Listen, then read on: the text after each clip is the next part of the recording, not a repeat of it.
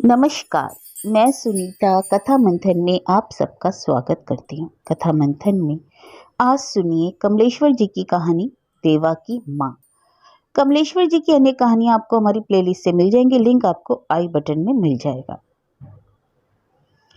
उसकी माँ दरिया बुनती थी और वह बेकार था। दरिया बुनने का कोई ऐसा बंधा हुआ सिलसिला नहीं था जिसे काम कहा जा सके। कभी कोई अपनी जरूरत से बुनवा लेता और कभी बेजरूरत भी उसे काम देने की नीयत से दे देता। या बरसों का कोई गद्दा लियाव जब जवाब दे जाता, उपल्ला और अस्तर फट जाता और बदरंग नामा भीतर से झांकने लगता, तो उसे काम में ले आने का एक यही तरीका था कि उसे देवा की माँ को दे दिया जाए और वह महीने 2 महीने में दरी बुनकर दे जाए। मेहनत मजदूरी का दाम धीरे धीरे पड़ता रहता, क्योंकि कोई धंधा तो था नहीं। इस हाथ ले उस हाथ दे, यही क्या कम था कि जरूरत पड़ने पर उसे कहीं न कहीं से पैसे मिल ही जाते।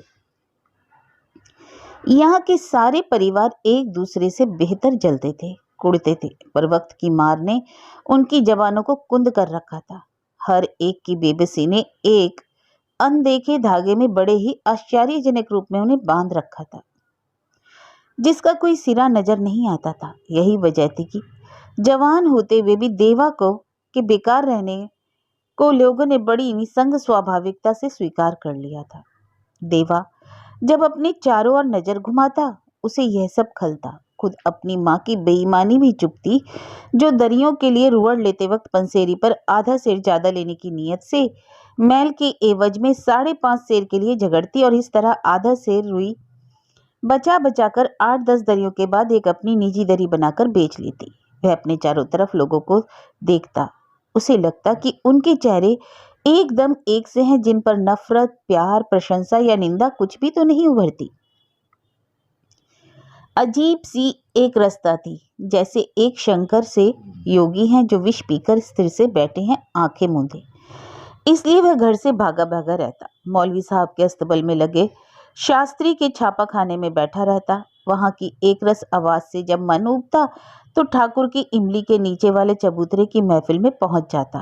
कस्बे भर की सनसनीपूर्ण खबरें उसे शास्त्री के छापा खाने में मिलती रहती और सरकार के कारनामों की सूचनाएं ठाकुर की महफिल में जमा होने वाले बेसिक और नॉर्मल स्कूल के अध्यापकों और पंडितों से मिलती। इन दोनों ही जगहों पे उसे ऐसे आदमी दिखाई पड़ते थे जो अपनी बातों और अपने स्वार्थों से अलग से होकर आसपास और दूर दूर के सुख दुख और संघर्ष के प्रति जिंदा दिखाई पड़ते थे। यहाँ आकर जैसे वह अपने को भुला बैठता और बहुतों के पांत में शामिल हो जाता। इसलिए कभी कभी अनचाहे बिना सोचे उसे देर हो जाती। सुबह से आ जमता तो बातों में वक्त का अंदाजा ही ना रहता। दोपहर चढ़े जब घर पहुंचता तो दिल छोटा होने लगता। ख्याल आता, इतना वक्त बेकार बर्बाद कर दिया। इससे अच्छा होता कि अम्मा के काम में हाथ ही बटाता और कुछ ना ही तो रुअड़ी नोचता, जिससे धुनकने के लिए डाली जा सकती, या सूत के लिए अच्छियाँ ही बनाता जिससे रंगने में आसानी होती। घर में घुसता, बरामदे में ही अड्डा सजा होता, सूत का जाल पूरा होता और रंगीन सूत की पंडियां इधर उधर लुढ़कती होती। कसने वाला हत्था एक और पड़ा होता और अम्मा बैठी सूत काटती होती या रुहड़ नोचती होती। आहट सुनकर बिना उसकी ओर देखे उठती और कोठरी में घुस जाती। डिबिया में से लंबी जंजीर वाली घड़ी निकालती, घड़ी हथेली पर रखती तो जंजीर हथेली के उस पार झूल जाती। उसे कुछ क्षण देखती, एक टक जैसे सुइयों की गिनती पड़ने में उसे कुछ याद आता हो, और तभी देवा का मन भर आता। अपनी बेपरवाही और उदासीनता पर पश्चाताप होता। सोचता, आखिर माँ भी तो घर में अकेली पड़ी रहती है, कहीं आती जाती नहीं, क्या उसका दिल नहीं भटकता होगा। फिर माँ पर कुछ झुंझलाहट भी होती कि ये कुछ बोलती क्यों नहीं, देर से आने पर डांटती क्यों नहीं, पूछती क्यों नहीं। पर वह नहीं पूछती, जैसे सब स्वीकार कर लिया हो। लेकिन तभी उसे लगता कि वह कितने पीड़ित मौन से सब कुछ पूछ लेती है। जब कोठरी में घड़ी देखने जाती है तो शायद वह अपने से ही उत्तर मांगती है कि देवा अब तक कहाँ रहा, और फिर उसके बाद सुइयों पर नजर गड़ाकर कुछ कहती है कि देखो देखो तुम्हारा देवा कैसा हो गया, मेरा कुछ भी ख्याल नहीं रखता, क्या इसकी उम्मीद भी छोड़ दूं। और तब देवा की आंखें नम हो जाती। वह अपने को सारी बातों का जिम्मेदार पाता। उसे पिता की याद आती, जिसे उसने देखा तो था पर कभी महसूस नहीं किया। माँ कोठरी से निकलती, आसन बिछाती और खाना परोसकर देवा को आवाज देती, आ देबू जरा पानी रख ले तो 2 गिलास। तब देवा को पता चलता कि माँ भी बिना खाए बैठी रही है। कहता है, अम्मा तुम खा लेती ना, मैं जरा मास्टर जी के पास गया था। उनके हाथ में 50-60 की नौकरी तो रहती ही है, शायद अब वे स्कूल खुलने पर कुछ ख्याल कर लें। पर झूठ बोलते हुए उसे कुछ न लगता। वह चुकने के बाद, कहने के बाद माँ के चेहरे की स्थिरता जैसे उसे धिक्कारती और वे अपने में सिमट जाता। माँ धीरे से मुस्कुरा देती और कहती, राम लाल की एक दरी बनानी है, सूत तो तैयार है, तू कल रंगरेज से रंगवा दे, झटपट निपटा लो। अम्मा घर पर ही रंग लेना, बाजार में बहुत दाम बढ़ते हैं। पक्का रंग तो घर पर तैयार कर लूं, पर कुटाई नहीं होती और बिना कुटे रंग नहीं चढ़ता। मेरा तो कंधा बेकार है, नहीं तो। अरे कुटाई मैं करूंगा, कल तुम औटा कर रंग बना देना, फिर सब मेरा काम। और दूसरे दिन देवा जब उठता तो खुद जाकर चूल्हा सुलगाता और कहता, अम्मा पहले रंग औटा लो, फिर मैं बैठा कूटता रहूंगा, तब तक तुम खाना बना लेना। माँ पतीला चढ़ा देती, रंग की पुड़िया चूल्हे के पास रख देती और पट्टा डालकर बैठ जाती। तो देवा देखता कुछ देर तो लगेगी ही, फिर जरा बाहर निकलता, फिर आकर झांक जाता कि अब माँ ने पानी में रंग डाला या नहीं, फिर निकल जाता और निकलता तो बस निकल ही जाता। जब वापस आता तो धूप चढ़ी होती, दोपहरी तपती होती और माँ पटिया पर सूत रखे हाफते हाफते कूटती होती। बालों की लठें रूखी सी झूलती होती, बाहों की नसें सूत सी उभर आती और उसके हाथ रंग से बदरंग होते। माँ आहट सुनती तो लच्छियों को तार पर फैलाकर कोठरी में घुस जाती। इसी तरह दिन बीतते जाते और देवा को कभी यह महसूस भी ना हो पाता कि आखिर यह सब कैसे चलता जाता है। माँ किन ख्यालों में डूबी रहती है और क्या सोचती रहती है, और ना वह पूछ ही पाता, क्योंकि जब भी पूछने का अवसर आता तो वह घड़ी और उसकी सोने की जंजीर बीच में आ जाती। माँ उदास दिखाई पड़ती और स्वयं अपने प्रति असंतोष से पछताता होता। यदि वह कोशिश भी करता तो साहस न पड़ता, क्योंकि घड़ी और उसकी सोने की जंजीर से उसके पिता का इतिहास जुड़ा था, जो कहीं स्टेशन मास्टर थे और वर्षों से दूसरी शादी करके अपने बाल बच्चों के साथ रह रहे थे। उसने सिर्फ इतना सुना था कि 5 वर्ष पहले वे कुछ घंटों के लिए माँ से मिलने आए थे, तब दूसरी शादी कर चुके थे। माँ ने कहीं से उधार लाकर उनके लिए खाना बनाया था, पर उन्होंने खाया नहीं था। उस वक्त पड़ोस की औरतों ने माँ से कहा था कि अपनी और देवा की परवरिश के लिए कुछ माहवारी तय कर लेना चाहिए।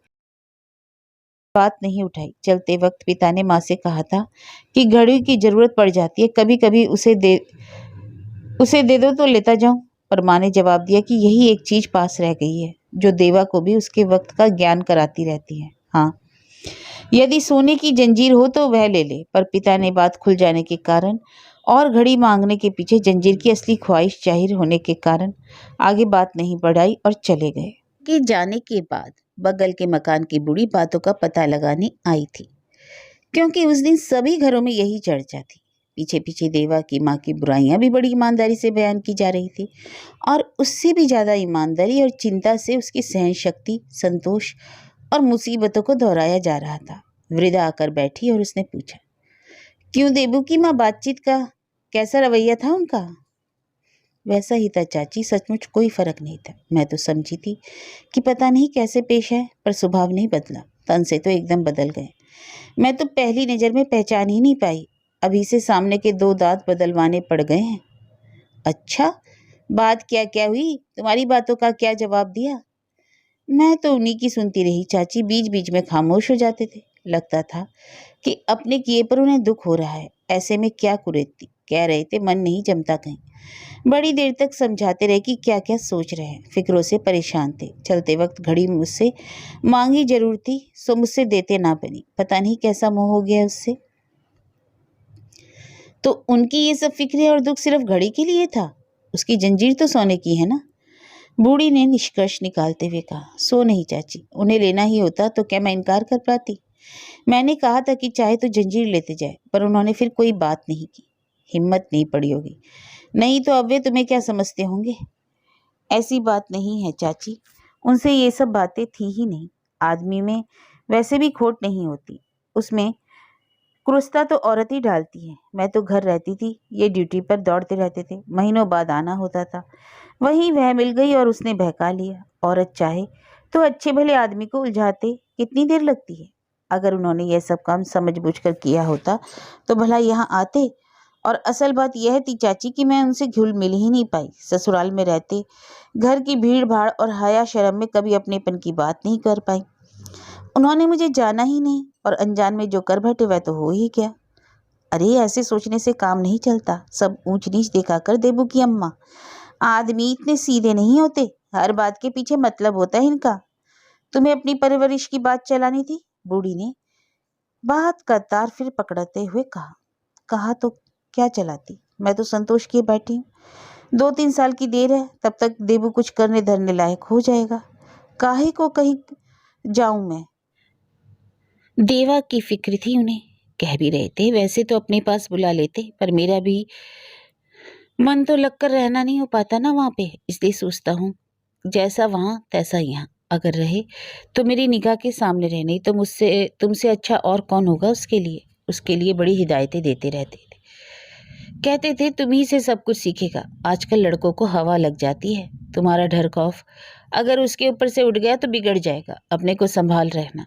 जिस घर में जन्मी हो उसका ध्यान रखना। बड़ी ऊंची शान रही है तुम्हारे बाबूजी की।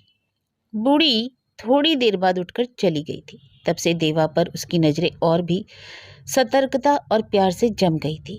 वह देवा के को पेट काट काट कर पढ़ाती रही, और जब वह पढ़ लिख कर बेकार बैठ गया तब भी वह उसे उसी तरह देखती रही। उसके इधर उधर बैठने को सतर्क नजरों से निहारती रही, और जब जब देर से लौटने पर वह झूठ बोलकर अपने को भुलावा देता तो उसके उस भ्रम को तोड़ने की उसने कभी कोशिश नहीं की। आखिर उसके भ्रम को तोड़कर वह कौन सी सच्चाई उसे दिखा सकती थी, इस बात को वह खूब जानती थी। एक रोज जब वह घर लौटा था तो हमेशा की तरह देर हो गई थी। उस रोज उसके साथ एक आदमी और था, जिसकी साइकिल के पीछे किताबों का ढेर बंधा था और सामने हैंडल पर लटके झोले में अखबार भरे थे। उस आदमी की आंख में एक अजीब सा विश्वास था और उसके चेहरे पर मेहनत की कठोरता। देवा दरवाजे पर खड़ा खड़ा कुछ देर उससे बातें करता रहा, और जब भीतर आया तो उसकी बातों में दुविधा या झिझक नहीं थी। जैसे मन का गुबार एकदम बाहर छोड़ आया हो और अपनी सार्थकता का अनुभव करने लगा हो। आकर बोला, अम्मा तुम ना खा लिया करो, मेरे इंतजार में बैठे रहना ठीक नहीं, मेरा तो पैर निकल गया। सुनकर माँ को ऐसा लगा कि मन में आज तक जो टूटन थी वह शायद भर रही है, पर उसे कुछ दुख भी हुआ था कि कहीं देवा उसकी तरफ से एकदम बेपरवाह ना हो जाए। वह दिन दिन भर वैश्यों की तरह घूमता और रात गए देर तक कुप्पी में प्रकाश में ना जाने क्या क्या पड़ता। अब देर से आने पर उसे संकोच ना होता तो माँ के दिल पर घूंसा सा लगता। उसे चिढ़ भी होती, दुख भी होता और एक अजीब अव्यक्त सा सुख भी मिलता। उसे लगता कि देवा कुछ अच्छा कर रहा है, पर यह अपनी तरफ से बेपरवाही भी बुरी है। एक दिन उसे पता लगा कि देवा राजनीतिक आदमियों के साथ उठने बैठने लगा है। उनके साथ झोला डाले इधर उधर घूमता रहता है। अब वह अपने बारे में या घर के बारे में उतना चिंतित नहीं है जितना कहीं दूर बैठे लोगों या शहर के दूसरे लोगों के लिए है। कभी कभी रात को भी बाहर रह जाता। घरों में देवा की चर्चा होती कि वह अखबार बेचने लगा है। बेकार आदमियों की तरह घर घर दौड़ता फिरता है और 4 पैसे का अखबार पहुंचाता रहता है। चर्चा अगर बुराइयों पर चल पड़ी तो देवा और उसकी माँ को एकदम काला करार दे दिया जाता, और कभी अच्छाइयाँ ऊपर मुड़ गई तो उसकी जीवनी शक्ति के सामने सब सिर झुका देते। और वह सोचती देवा भी सपनों में उलझा जा रहा है। उसमें जो आग सुलगी है, जो स्थिरता आई है, वह उसे शक्ति देगी, पर वह दीन दुनिया की नंगी बातें करता है। उसकी बातों में कच्चापन है, बचपना नहीं। और माँ को लगता कि देवा अब निपट अकेला नहीं है, वह बहुतों से अनदेखे रूप में जुड़ गया है। और यह सब बात वह दिल से नहीं जमती थी। आखिर इसमें होना क्या है, इसलिए सोचते सोचते बात मुंह से निकल ही पड़ी। देवा अखबार बांट कर आया था। माँ ने खाते वक्त उससे कहा था, देवू तुम्हारा ये अखबार बेचना हमें अच्छा नहीं लगता।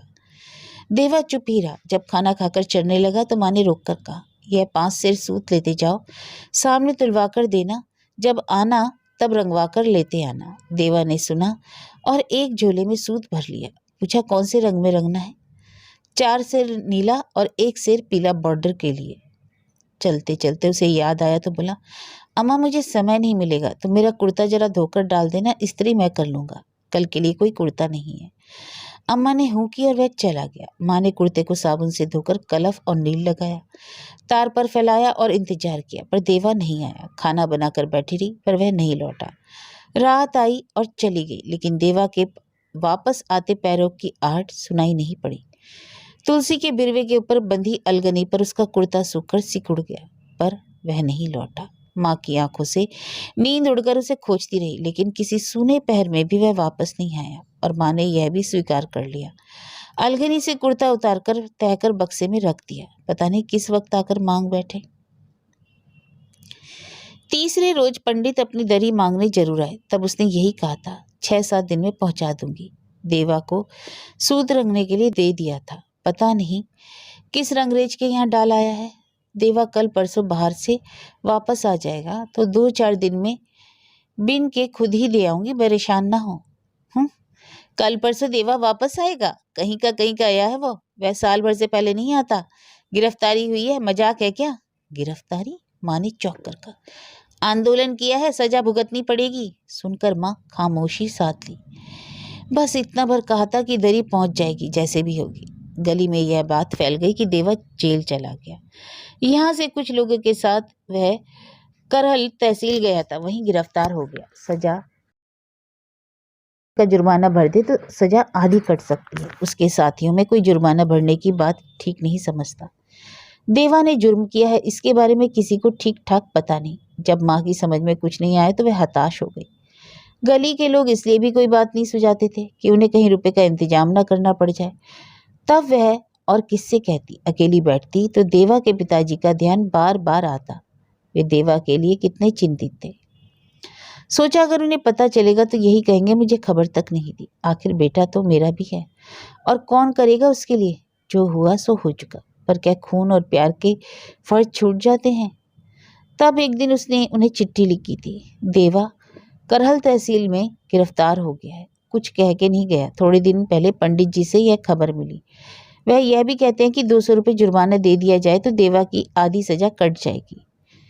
इतवार की रात को गया था। यहाँ बिल्कुल अकेली हूँ, जी नहीं लगता। देवा की वजह से घर बड़ा सूना लगता है, कुछ काम भी नहीं कर पाती। आप जो पैरवी ठीक समझे करके उसे छुड़ा लाएं। हो सके तो यहाँ होते हुए आप करहल निकल जाएं। जो आदमी अपने काम से गया था और देवा की माँ का खत ले गया था, वह वापस आया तो लिखावट के 2 शब्द तक साथ ना लाया। जबानी उसने यही बताया कि स्टेशन मास्टर जी का कहना है कि मुझसे पूछकर मेरी मर्जी से देवा चलता होता तो मैं अपना सिर भी रोकता। उसका क्या ठिकाना, आज छुड़ाया कल फिर चला जाएगा।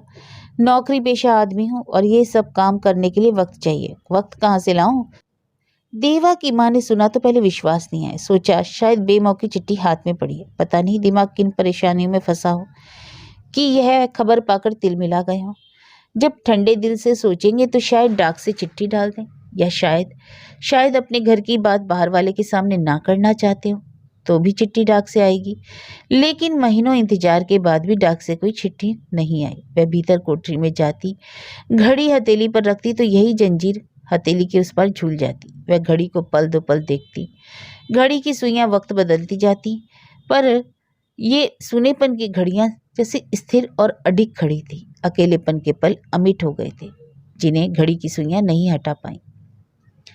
इधर पंडित जी का दरी का तकाजा नाराजी का रूप धारण करता जा रहा था। उधर वह सारा कारोबार रोके हताश उन परछाइयों का इंतजार कर रही थी जो चलती है, बनती है, मिटती है, पर बोलती नहीं है। आखिर एक दिन जब पंडित जी खरी खोटी सुना गए और सूत रंगने देने वाली बात को महज बेईमानी और झूठी बात करार देकर बड़बड़ाते चले गए, तो वह आंखों में आंसू भरे चरखा काटती रही।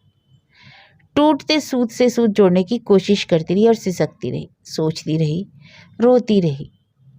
उसके सूत तो ऐसे बिखर गए जो पकड़ाई में ही नहीं आते थे। जब अंधेरा झुक आया और घर की बंधी बंधी फिजा में ऊप भरने लगी, एक गहरी सांस लेकर उठी। चरखे की चरमराहट रुकी तो वह भी निस्तब्धता छा गई। वह कोठरी में पहुंची, तब ना जाने कौन सा घाव उघड़ गया कि आंखें अनायास भरभराकर बह उठी।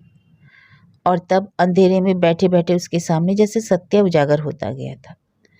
वह अब तक किन परछाइयों पर विश्वास करती आई? देवा के पिताजी पर वह कितनी बड़ी प्रवंचना थी, कितना बड़ा धोखा वह देते आ रहे हैं।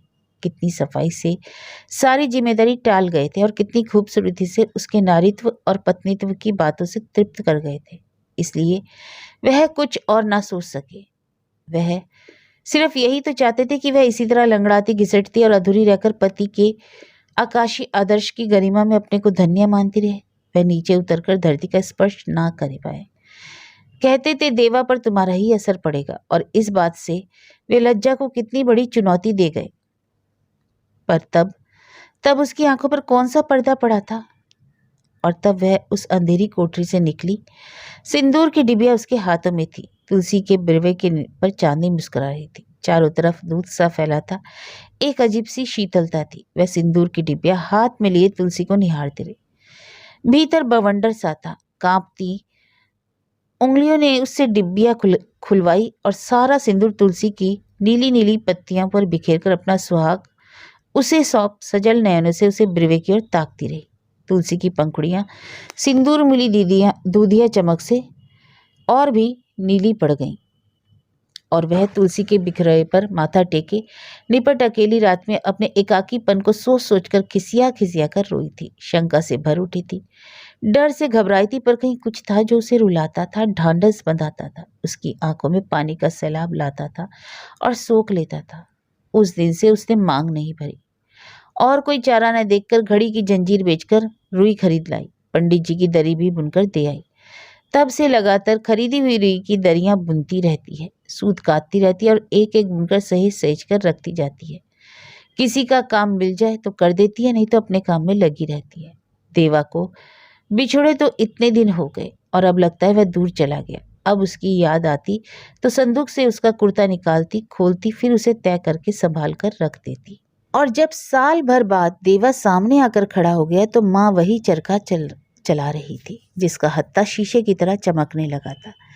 वही स्थिरता माँ के चेहरे पर छाई थी जो सहज भक्ति से मिल पाती है, और सूत काटते क्षणों की खामोशी जैसे आराधना का मौन। देवा ललचाया सा खड़ा देखता रह गया। माँ ने उसका संकोच परखा था। उसे लगा कि वह अभी कुछ वैसी बातें कहेगा जिसमें वही पुराना भ्रम होगा, उसे नौकरी मिल जाने वाली बात, जैसे कोई हल्की बचत। पर देवा ने वैसी कोई बात नहीं कही तो चरखे की माल पर हाथ फेरती हुई वह उठी और नजदीक से देवा को देखा। वह जैसे पक गया था। उसके मुंह पर तपस्या की आभा थी। कच्चा बचपना नहीं था। कच्चा बचपना उसका कहीं दुबक गया था। सारे प्रश्न और उत्तर अपने आप सहज हो गए। सब सरल था। उसकी आंखों में ममता भर आई। बोली, देबू आ गया तो? अम्मा। और वह रुककर बोला, बड़ी भूख लगी है। भूख? साल भर से भूखा हूं अम्मा, पूरे 1 साल से। तब सारा समय सिमट आया। अब स्वाभाविक हो गया। माँ ने खाना परोसा, देवा ने पानी रखा और माँ बेटे बेवक्त खाने बैठ गए। खाते खाते देवा ने कहा, बाबूजी अस्पताल में है। क्या हुआ? माँ का चेहरा सब प्रकृत था। मोटर में जान पहचान का खलासी मिला था। मुझे पहचाना तो उसने बताया कि बाबूजी को प्लूरिसी हो गई है। एक बार हालत इतनी खराब हो गई कि 24 घंटे बेहोश रहे। फिर कुछ हालत ठीक हुई, पर 3-4 रोज बाद फिर बिगड़ गई। छोटे अस्पताल से बड़े में चले गए। कब से खराब है? 1 महीने से। कल जाके देखा हूँ, देवा बोला। माँ चुप रही। 3-4 कौर उसने खाए, फिर गट पानी पिया और उठ गई। शाम गहरी गहरी उदास थी। देवा का मन हुआ कि इतने दिनों बाद जाकर लोगों से मिलने लौट कर आया तो चरखे के तकवे के नोक पटिया पर माँ घिस रही थी।